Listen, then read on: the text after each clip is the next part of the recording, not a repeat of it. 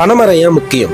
வெயில் காலம் வந்தா நொங்கு வேணும், குளிர்காலம் வந்தா கல்லு வேணும், குடிக்கிறதுக்கு நிலத்தடி நீர் வேணும், சுகரை குறைக்க பனங்கிழங்கு மாவு வேணும், சூட்டை தணிக்க பதனி வேணும், சுவையா திங்கிறதுக்கு பனவெல்லம் கருப்பட்டி வேணும், குழந்தைங்க பாலுக்கு பனச்சக்கரை வேணும், பசுமையா வாழறதுக்கு பல மரங்கள் வேணும். இது எல்லாம் வேணும். ஆனா இது எல்லாத்துக்கும் ஒரு காரணமா இருக்கிற பனைமரம் வேணும். 10 பனைமரம் ஒரு கிணற வத்த விடாது. மொத்த பனைமரம் ஒரு ஊரையே வத்த விடாது. பனையால மனுஷனுக்கு மட்டும் ஒரு வீடு, ஆனா பனைமரம் தான் பல உயிர்களுக்கு பெரு வீடு. பனைமரத்துல பறவைங்க கூடு கட்டும். கட்டின பறவைங்க பல விதைய காடா மாத்தி காட்டும். கருவேல மரமும் காடா கிடக்குது, ஆனா பனைமரமும் ஒத்தையில தவிக்குது. வாரி வாரி எடுக்கிற மண்ணெல்லாம் பணம் வேறால புடிச்சதுன்றதை மறந்துட்டோம் நம்மெல்லாம். இன்னைக்கு காசு கட்டி வாங்குற ஏசி காத்து அன்னைக்கு பனைமரத்தோட ஓசி காத்து தான் ஏசி காத்து. சுனாமியை தடுக்கிறது பனைமரம் தான், சூறாவளியை தடுக்கிறதும் பனைமரம் தான். பனைமரத்தோட வளர்ச்சியை வச்சுதான் ஒரு ஊரோட வளத்தையே கணிப்பாங்க.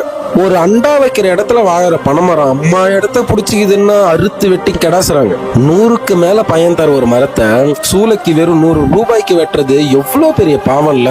ஒரு ஒத்த பனைமரம் ஒரு வருஷத்துக்கு எவ்வளவு பனை வெல்லம், பதனி, கல்லு, பனஞ்சீனி, நொங்கு, பனம்பழம், பனங்கிழங்கு, இன்னும் எவ்வளவு கைவினை பொருட்கள், எவ்வளவு திங்கிற பொருட்களை கொடுக்குது. அதற்கான நன்றி கொஞ்சமாச்சு நம்ம கிட்ட இருக்கா?